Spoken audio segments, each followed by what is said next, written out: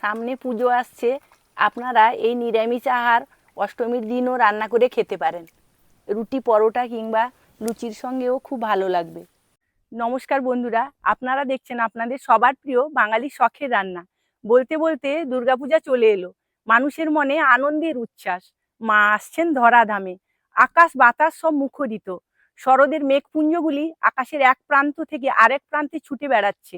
তারাও যেন মায়ের আগমনী বার্তা জানিয়ে দিচ্ছে। আজকে এক ইউনিক রেসিপি আপনাদের সঙ্গে শেয়ার করব। সম্পূর্ণ নিরামিষ সয়াবিন পনির। আপনারা ভিডিওটা শেষ পর্যন্ত দেখতে থাকুন, আশা করি সবারই ভালো লাগবে। সয়াবিন পনিরের জন্য 250 গ্রাম সয়াবিন পনির নিয়ে নিয়েছি।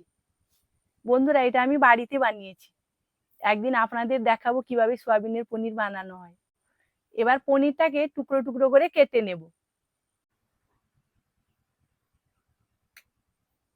এইভাবে কেটে নেব ছোট ছোট টুকরো করে।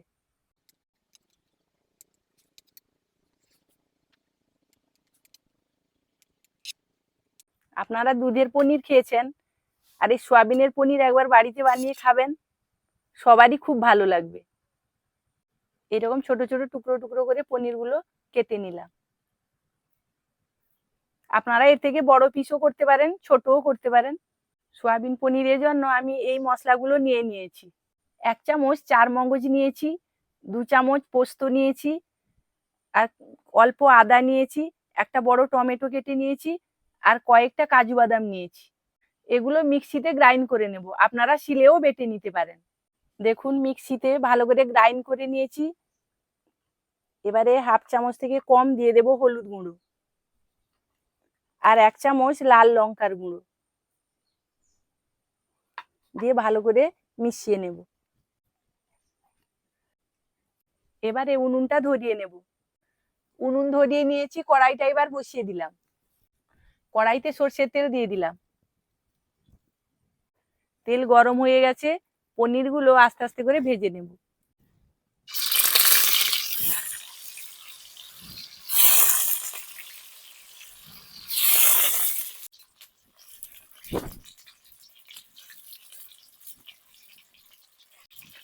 এইভাবে উল্টে পাল্টে লাল লাল করে ভেজে নেব।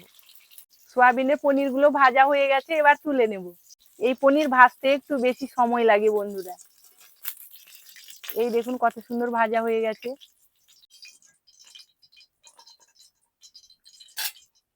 সয়াবিন পনিরগুলো ভেজে নিয়েছি। সয়াবিন পনিরের জন্য একটা ক্যাপসিকাম কেটে নিয়েছি, আর একটা বড় সাইজের টমেটো এইভাবে লম্বা লম্বা করে কেটে নিয়েছি। ওই তেলে অল্প সর্ষের তেল দিয়ে দিলাম। তেল গরম হয়ে গেছে, এলাচ, গোলমরিচ আর দারচিনি দিয়ে দিলাম। 4টা শুকনো লঙ্কা দিয়ে দিলাম। হালকাভাবে মশলা ভাজা হয়ে গেছে, এবারে মশলার পেস্টটা দিয়ে দেব।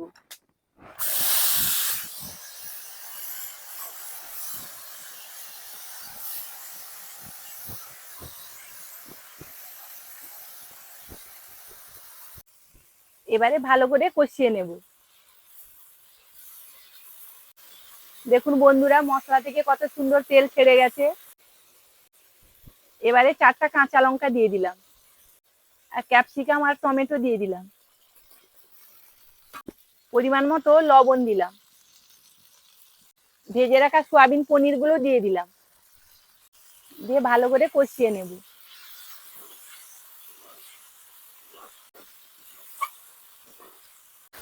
ভালো করে কষিয়ে নিয়েছি, এবারে 2 চামচ চিনি দিয়ে দিলাম।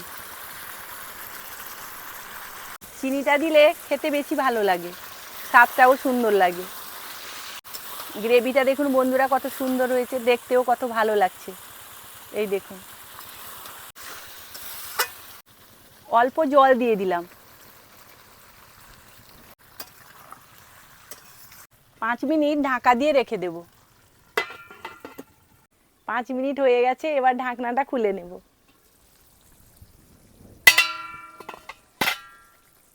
1 চামচ গরম মশলার গুঁড়ো দিয়ে দেব। সব শেষে দিয়ে দেব 1 চামচ ঘি। আমাদের সয়াবিন পনির পুরোপুরিভাবে রেডি হয়ে গেছে। এবার আলাদা একটা পাত্রে ঢেলে নেব।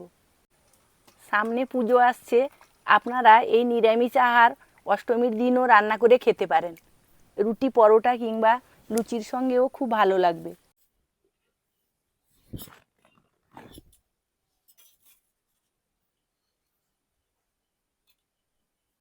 মামা, সয়াবিন পনির খাও দেখি, দিয়ে বলো কেমন হয়েছে।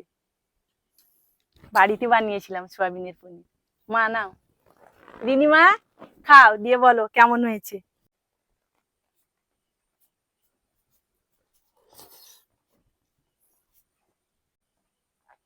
অসাধারণ, এত সুন্দর হয়েছে খেতে। আপনারা বাড়িতে একবার বানিয়ে না খেলে বুঝতে পারবেন না। মা, কেমন হয়েছে সয়াবিন পনির? খুব ভালো হয়েছে,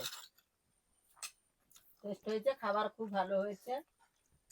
না, আমাদের ভিডিওটা যদি আপনাদের ভালো লাগে, চ্যানেলটিকে সাবস্ক্রাইব করবেন এবং আমাদের সঙ্গে থাকবেন। সবাই সুস্থ থাকবেন, ভালো থাকবেন।